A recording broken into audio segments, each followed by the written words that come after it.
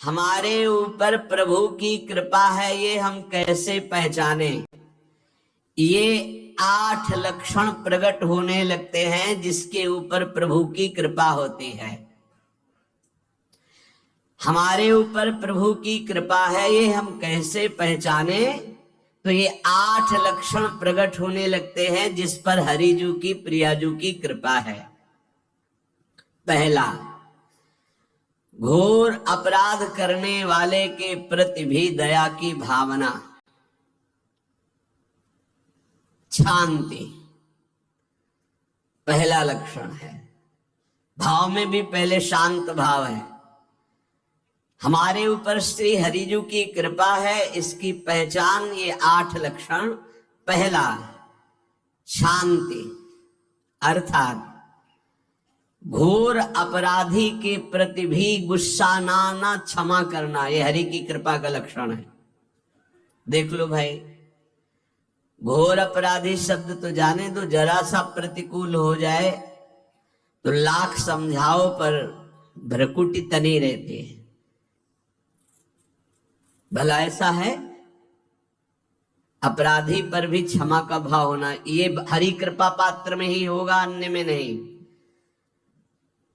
तो अगर अपने हृदय में ऐसा लगे कि ऐसा नहीं है तो हरिजू से प्रार्थना करनी चाहिए कि कृपा करो, मेरे में सामर्थ्य आवे।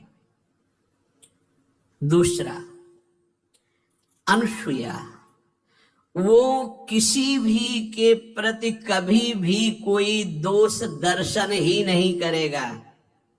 दोष कथन, दोष श्रवण की तो बात जाने दो। अनुसूया, दूसरों के गुणों में दोष ढूंढना ये नहीं होता। हरि कृपा पात्र में ये नहीं होता। ये सब भजन के नाश करने वाले। जैसे पहला अपराधी पर क्रोध कर देना, तो माया ने भेजा इसीलिए था कि तुम्हारे साथ व्यवहार ऐसा करे कि तुम क्रोध करो। क्रोध करोगे तुम्हारी ऊर्जा शक्ति नष्ट हो जाएगी, अध्यात्म में जो चलने की थी। और कहीं तुमने संकल्प कर लिया तो भजन शक्ति नष्ट हो जाएगी। तो अगर भजन बल है तो गया, जरूर उसको दंड मिलेगा, पक्का मिलेगा, 100% मिलेगा, लेकिन आप खाली हो गए। ना भजन करने की वृत्ति रहेगी और ना भजन रहेगा, दोनों बात। अनुसूया, किसी के सद्गुणों में दोष देखना, गुणों में दोष ढूंढना, ये हरि कृपा पात्र में नहीं होता। ये बहुत मंगलमयी बातें जिससे हमारा भजन मार्ग पुष्ट होता है। तीसरा, वो बाहर से और भीतर से पवित्र रहता है, हरि कृपा पात्र। शौचाचार का ज्ञान होना चाहिए, वस्त्र आपके पवित्र होने चाहिए, ये बाहरी जल रज आदि के द्वारा बाहरी पवित्रता। और निष्कपटता, निश्चलता, सत्य भाव, ये अंदर की पवित्रता है।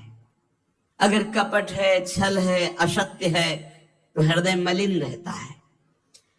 भीतर और बाहर से पवित्र रहना, इसमें खास बात क्या है? भीतर और बाहर से पवित्र रहने में, भीतर और बाहर से सदैव पवित्र कौन रह सकता है? तो बोले जो पुंडरीकाक्ष भगवान श्री हरि का प्रियाजू का स्मरण करता रहता है, वो शवायाभ्यंतर शुचि, वो बाह्य और अभ्यंतर दोनों से पावन रहता है। तीसरी जो कृपा का लक्षण है, अर्थात वो सदैव भगवत चिंतन परायण, शौचाचार का पालन करने वाला, बाहर और भीतर से हरि कृपा पात्र पवित्र रहता है। चौथा, ऐसे कार्यों का अनुष्ठान न करे जिनमें हमारा भजन छूटता है, जिनमें सत्य छूटता है, जिनमें भगवत भाव छूटता है। जैसे आपके ऊपर कृपा हुई, आप भगवत मार्ग में चल रहे हैं, अब आप ऐसे संसारिक कार्यों का अनुष्ठान कर रहे हैं जिनमें आपकी चित्त वृत्ति बिल्कुल भगवत विमुख हो रही, तो जीवन का लाभ क्या होगा? लाभ तो है भगवत स्मरण सहित। कल एक ने प्रश्न किया कि मैं खाता तो नहीं लेकिन मांस की दुकान में मांस बेचता हूं, होटल आदि में, क्या उचित है? ये उचित कैसे हो सकता है? तुम और भी तो व्यापार कर सकते हो। जरूरी है धर्म का पालन करने की इच्छा करते हो, धर्म आचरण करते हो, ऐसा नहीं। तो विरत बहुकर्मा, उन कर्मों से हमें विरत रहना है जो हमारे धर्म के विरुद्ध है, जो भजन के विरुद्ध है। हरि कृपा पात्र ऐसे कर्मों का अनुष्ठान कर ही नहीं सकता। अपने भजन का फल देखना भगवत कृपा पात्र के सबको प्रदान कर देना। हिम्मत है? अपने भजन, इतनी मेहनत से किया हुआ भजन, भजन होने के बाद हे प्रभु इस भजन का फल हो, सर्वे भवन्तु सुखिना सर्वे सन्तु निरामयाः। यहां तो कहते महाराज एक माला रोज आपके लिए करता हूं कि आपकी बीमारी ठीक रहे, तो शेष किसके लिए करते हो प्रभु? शेष है अगर इष्ट और गुरु के लिए तुम्हारा है कि एक माला करते तो फिर इतनी माला करते तो हमें क्या होगा? सब आपको दे देंगे तो हमें क्या होगा? तभी भजन का रहस्य ले जाना। छठवां,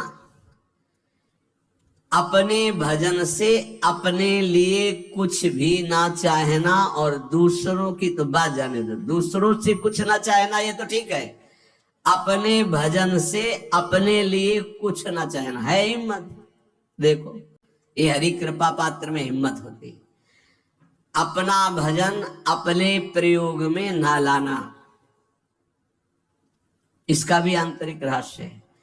अपने प्रयोग में आप शरीर को लेकर के बोलेंगे, अगर स्वरूप को लेकर तो प्रयोग की कोई वहां जरूरत ही नहीं, स्वरूप पूर्ण काम है, वहां कोई अभाव नहीं। जब आप कोई भाव अपने लिए करेंगे तो देह भाव होगा, देह भाव से किसी विषय की मांग होगी। विषय पूर्ति भजन का फल नहीं होता, भजन का फल होता विषय निवृत्ति। बहुत जोर की बात है, कैसे समझ में आए? अपने भजन का भी फल अपने लिए नहीं, दूसरों से कुछ चाह रखना तो बात ही जाने दो, भजन से भी कोई अन्य सुख की चाह नहीं हुई। क्या चाहिए? भजन ही बनता रहे, भजन का फल भजन बनता रहे, खूब निरंतर जप करते रहे। सातवां, किसी भी मान सम्मान कीर्ति पद प्रतिष्ठा के मिलने पर हृदय का असंतुष्ट हो जाना, यह हरि कृपा पात्र का लक्षण होता है। प्रणाम नमस्कार जय हो तो हृदय में असंतुष्ट हो जाना चाहिए, कोई किंचन मात्र अभिमान न उदय हो जाए। प्रभु बचाओ, ये माया की चकाचौंध से बचा लो नाथ। कौन सा अपराध बन गया कि आपकी जय की जगह यहां हमको ऐसा सुनना पड़े। मान प्रतिष्ठा कीर्ति जिसके लिए बड़े बड़े लालायित रहते, हरि कृपा पात्र को विष की तरह चुभती है। और आठवां, किसी भी प्राणी समुदाय से संबंध ना रखते हुए सब पर दया की भावना, सब पर कृपा की भावना, सब पर करुणा मैत्री पर किसी से ममता नहीं।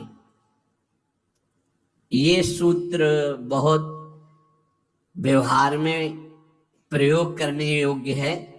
सबसे करुणा और मैत्री पर किसी से ममता नहीं। करुणा तो करी भरत जी ने, मैत्री भी की मृग से, पर ममता रहित नहीं रहे। ममता कर ली तो अगला जन्म हिरण का हो गया। ममता नहीं रखनी, निर्ममो निरहंकारा। करुणा मैत्री तो करनी है, जैसे इसमें आदेश गीता में दिए आदेश है, अद्वेष्टा सर्वभूतानां मैत्रः करुणैव च, पर निर्ममो निरहंकारा, ये साधक की चतुरता है। प्राणी मात्र पर दया कृपा करुणा मैत्री, पर ममता नहीं, ममता किसी से। और यहां करुणा मैत्री ये तो गायब हो गई, केवल ममता रह गई है। अपने शरीर से ममता, शरीर संबंधियों से ममता, विषय भोगों से ममता, यही जहर है। संबंध में ये ममता ही जहर है, विचारों में अहंकार जहर है, कर्मों में ये आसक्ति जहर है। इसी जहर को मिटा दे तो जीवन मुक्त महापुरुष कर्म करते हुए, विषय सेवन करते हुए, वार्ता करते हुए, विचार करते हुए, बिल्कुल जहर रहित तो उसका जीवन हो गया। तो ये 8 बातें हरि कृपा पात्र में होती है, इनको बार बार सुनना, हृदय में धारण करना।